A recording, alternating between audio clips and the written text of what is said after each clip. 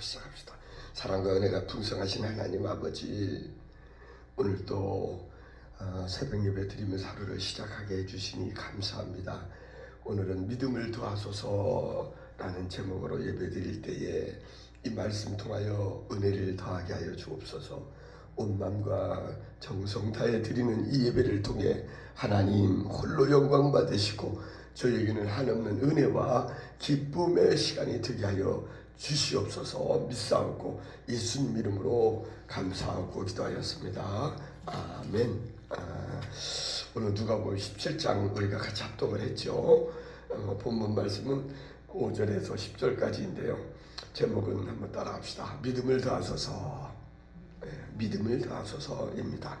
먼저 절별로 주제를 말씀을 살펴보면 1절에서 10절은 용서와 믿음과 종이 하여야 할 일을 언급을 하고 있습니다. 어제 이제 은평 성결교회 그 유승교 목사님 그 설교를 듣는 중에 원수를 사랑하고 나를 박해하는 자를 위하여 기도하라 하면서 거기에서 그 원수를 향해서 원수가 빨리 안 되게 하고 내 그 모든 걸 그 한을 풀어놓으라, 이러한 기도하면 안 된다. 하나님께 원수를 사랑해야 한다. 답은 사랑이다. 그 말이 와닿더라고요. 맞아요. 지난번 어느 장로님 그 성령의 불이 답이다라는 제목으로 말씀했던 것처럼 우리가 원수를 갚는 거, 나를 핍박하고 나를 힘들게 하고 그 박해하는 자를 위해서 주님께서는 사랑하고 기도하라고 한 것처럼 그 원수를 위해서 사랑하는 것이 문제 해결하는 지름길, 첩경이다 하는 말씀이 마음에 와 닿습니다. 그래서 더욱 나도 사랑을 해야겠다는 다짐을 하면서 우리가 내 구주 예수를 더욱 사랑하라, 이 찬송가가 생각나더라고요. 오늘 찬송을 여러 개 부를 겁니다. 314장에 보면 이 찬송은 마태복음 22장 37절에 있는 말씀, 내 마음을 다하고 목숨을 다하고 뜻을 다하여 주 너의 하나님을 사랑하라, 이 말씀을 토대로 해서 미국의 프렌티스 여사가 작사를 했는데요. 이분은 조지 프렌티스 목사와 남편과 결혼하고 그분은 몸이 약했대요. 병이 들어서 몸이 약한 가운데 살았는데 그래도 그 남편과 행복하게 살다가 그 당시 1856년 그 당시에 전염병이 막 퍼져가지고 아이들이 싹 죽어버렸어요. 그런 불행을 당했을 때, 슬픔을 당했을 때 그 남편 목사님이 위로해주고 그리고 이렇게 격려해줌으로써 평안을 찾고 그때 지은 씨가 내 구주 예수를 더욱 사랑이래요. 그러니까 아이들이 다 죽었는데 무슨 하나님을 사랑해 원망하고 하나님 살아계십니까? 왜 내 새끼 다 내리가요? 불만할 수도 있지만 이때 그 여사는, 프렌티스 여사는 내 구주를 더욱 사랑하겠다고 이렇게 이 찬송시를 썼어요. 내 구주 예수를 더욱 사랑, 엎드려 비는 말 들으소서. 내 진정 소원이 내 구주 예수를 더욱 사랑, 더욱 사랑. 아멘이죠. 이 찬송은 제가 옛날에 찬양대 지휘할 때가 있었는데 보통 마지막 끝송이라고 그러죠. 예배 마칠 때에 끝송으로 이 찬송을 많이 불렀던 기억이 납니다. 송영곡으로.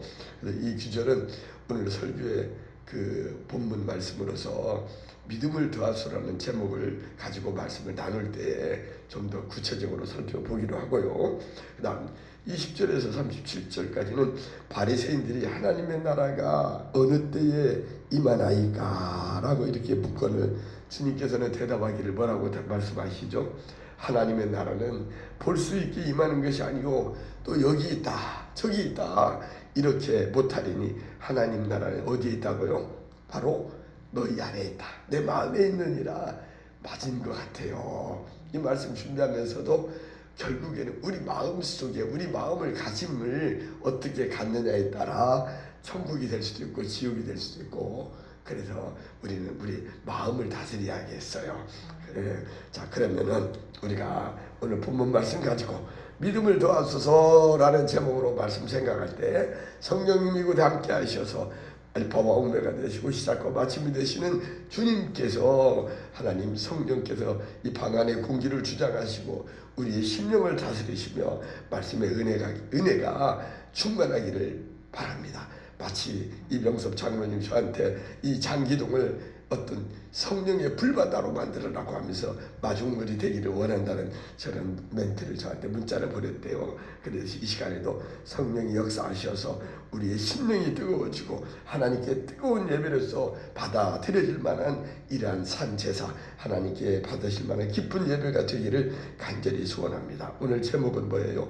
믿음을 더하소서라는 제목으로서 그 주제는 뭐냐면, 서브젝트가 간구 또는 호소, 어피어 또는 뭐예요? 크라이, 운다는 거야. 우리가 기도할 때 간절히 간이 저리도록 기도하라고 하듯이 우는 것입니다. 제 사정을 관부나 남에게 하소연하는 것을 말하는 것으로서 신앙적으로는 뭐예요? 하나님 아버지께 우리의 답답하고 컬컬하고 억울한 사정을 간절히 외치면서 하나님께 아뢰는 것을 우리는 간구 또는 호소라고 말할 수 있지요.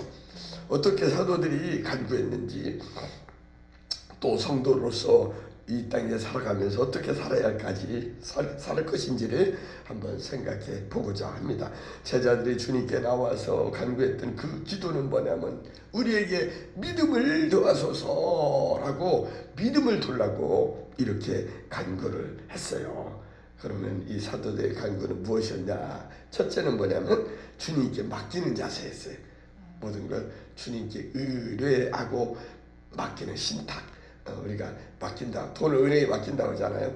우리의 모든 사정을 주님께 맡기는 자세, 그런 자세였다는 거예요. 그래서 본문 5절에 보니까 사도들이 주께 여짜오되 우리에게 믿음을 더하소서라고 이렇게 믿음을 구했어요. 예수님의 제자들은 스스로 자신들의 부족함을 깨달았기 때문에 우리 주님을 향해서 믿음을 더욱 달라고 구했던 것입니다. 히브리서 12장 2절에 또 보면은 믿음의 주요 우리를 온전하게 하시는 이 누구를 바라봐요? 예수 그리스도를 바라보자 라고, 그는 앞에 있는 기쁨을 위하여 십자가를 참으사 부끄러움을 개의치 아니하시더니 하나님 보좌 우편에 앉으셨다 라고, 이렇게 믿음의 주요 온전하게 하는 이인 예수님을 바라보라고 말하고 있습니다. 사도들은 그리하여 믿음의 주가 되시고 우리를 온전하게 하시는 이인 예수를 바라보며 믿음을 간구했던 것입니다. 이와 같은 간구는 자기의 부족을 깨닫고 전적으로 전능하신 엘로힘의 하나님, 어제는 또 자기 전에 분당 우리 교회 이찬수 목사님 설교를 들었더니 엘사다이를 얘기하더라고요. 엘사다이. 나도 몰랐어요. 엘사다이. 근데 자기가 아주 오래전에 30년 전에 그 교회 분당 그 사랑의 교회에서 예배 드릴 때 엘사다이 막 이 제사가 많이 나오더라고요. 엘사다이가 뭐냐면 엘은 전능이라는 뜻이잖아요. 맞아. 그래서 엘로힘의 하나님 그러잖아요. 전능하신 하나님일 때 엘로힘의 하나님. 근데 엘사다이. 그 찬송을 솔직히 모릅니다. 그걸 많이 부르면서 어제 얘기하대요. 오늘 아침에 이 전능하신 하나님 오니까 어제 들은 말씀이 생각나서 원고에 없는 건데 또 전하게 됩니다. 전능의 주님께 맡기고 주님만을 의지하는 행위이며 신앙 성장의 가장 확실한 길이 바로 뭐냐면 나의 부족함을, 나의 연약함을 발견하고 하나님은 전능하신 하나님, 우리 주님은 엘로힘의 전능하신 주님이란 것을 믿고 그 분에게 맡기는 것이 우리 신앙 성장의 지름길이다 하는 걸 알아야겠습니다. 그래서 또 찬송이 생각나요. 찬송 536절에 보면 죄짐에 눌린 사람은 이 후렴을 위해서 불러보고 싶습니다. 죄지 어떻게 부르냐? 536장 한번 불러볼까요? 그거 보면 의지하세 주 의지하세 구하시네 곧 구하시네 그러거든요. 여기 화면이 뜨니까 한번 불러보죠. 죄치에 눌린 사람은 다 주께 나오라.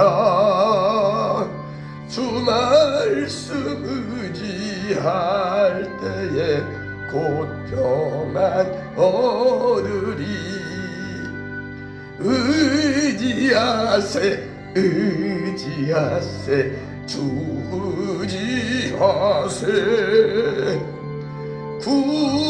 구하시네 구하시네 곧 구하시네.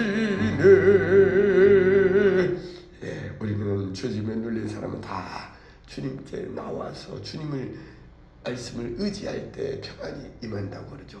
그래서 의지하세 의지하세 구하세 구하세 이렇게 주를 의지하고 주님께 구하자고 노래를 하고 있습니다. 두 번째는 뭐냐? 믿음의 위력을 믿었어요. 그분들은 본문 6절에 보니까 주께서 이러시되 너희에게 겨자씨알 만한 믿음이 있었더라면, 그 권사님 잘 아시더만요. 겨자씨가 얼마나 작은 것인가. 저는 사실은 기억이 안 나요. 겨자씨를 안 본 것 같은데, 이 뽕나무더러 뿌리가 뽑혀 바다에 심기라 하여도 그것이 순종하였으리라 라고 오늘 본문 6절에 말해요. 사도들의 간구에 대하여 우리 주님께서는 직접적으로 대답하지는 않았지만은 신앙의 원리와 신앙의 위력을 뭐에 비유했냐면 겨자씨 하나리다 비유해서, 그 겨자씨가 커가지고 나중에는 어떻게 돼요? 뽕나무가 뿌리가 뽑혀 바다에 심기라 해도 그렇게 된다라고 이렇게 교훈했거든요. 우리도 겨자씨가 가장 씨 중에 작은 씨지만은 큰 나무로 자라잖아요. 그래서 새들이 깃들이고 그런다고 합니다. 그리하여 겨자씨만한 믿음이 있었더라면 뽕나무더러 뿌리가 뽑혀 바다에 심기라 해도 그 믿음이 결국 실현되는 위대한 믿음의 힘과 위력을 갖고 있다고 이렇게 제자들에게 그 믿음의 소중한 믿음의 위력을 말씀하면서 교훈을 하셨습니다. 문제는 뭘까요? 믿음이 없는 것이 바로 문제의 핵심입니다. 믿음이 있느냐 없느냐에 따라서 그 결과가 달라지죠. 자꾸 또 생각이 나더라고요. 이 말씀 준비하면서도 찬송가 또 생각나요. 그래서 찬송가 357장에 보면 몇 장 찾아보니까 믿음이 이기네. 이거 지금 믿음이 중요하다는 말을 하니까 이 말씀 준비하는데 막 믿음이 이기네 이 찬송이 생각나요. 그래서 1절의 전반부는 제가 그냥 시간 전략을 내서 읽어드리고 후반부만 노래를 불러볼게요. 주 믿는 사람 일어나 다 힘을 합하여 이 세상 모든 사탄 마귀를 다 쳐서 멸하세. 저 앞에 오는 적군을 다 싸워 이겨라. 주 예수 믿는 힘으로 온 세상 이기네. 믿음이 이기네. 주 예수를 믿음이 온 세상 이기네. 아멘이죠. 믿음이 결국은 이기는 것입니다. 또 금보다 귀한 믿음은 참 보배 되도다. 이 찬송가 450장 4절도 또 생각이 나더라고요. 어제는 왜 이렇게 말씀을 준비하는데 관련되는 찬송이 생각이 많이 나는지 이거 너무 많이 생각난다 하면서도 이 찬송이 또 450장 4절에 보면 그렇잖아요. 금보다 귀한 믿음은 참 보배 되도다. 이 진리 믿는 사람들 다 복을 받겠네. 금보다 귀한 믿음이 참 보배라는 이 진리를 믿는 사람들은 다 복을 받는다고 이 찬송을 하고 있습니다. 저와 여러분은 금보다 귀한 믿음의 소유자로 하나님의 축복을 많이 받아 누리며 남에게도 이 복을 나누어주는, 마치 갈릴리 바다가 물을 받아서 주기 때문에 범람하고 거기가 기름진 것처럼 사이는 받기만 하고 주지 않기 때문에 죽은 바다가 되는 것처럼 우리는 하나님께 받은 은혜를, 복음을 믿지 않는 자들에게 전도하고 이 기쁜 소식을, 복된 소식, 복된 소리, 복음이 바로 복된 소리잖아요. 이 복음을 전하는 저와 우리 모두가 되기를 간절히 바랍니다. 마지막 셋째는 뭐냐? 겸손한 자세로 봉사를 해야 합니다.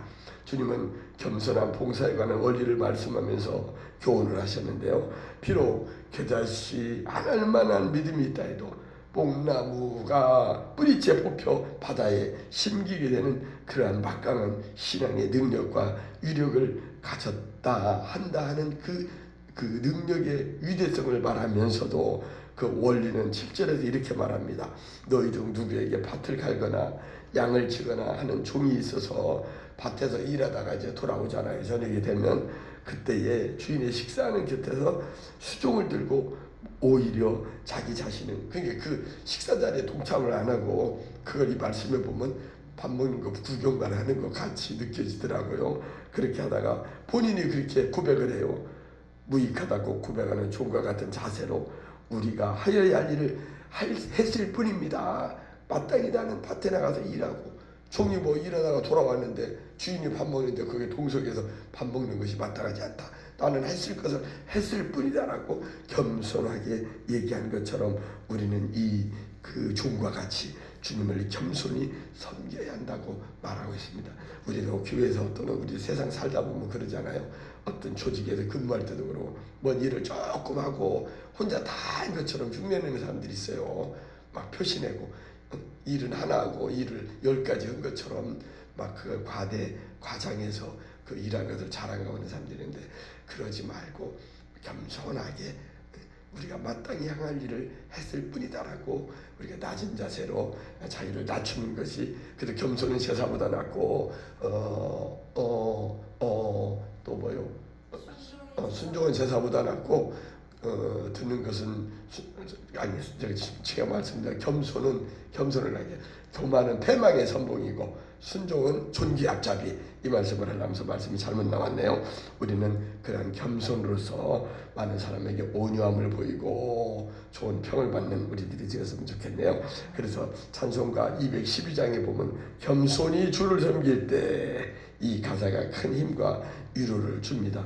겸손히 주를 섬길 때 괴로운 일이 많으나 구주여 내게 힘 주사 잘 감당하게 하소서.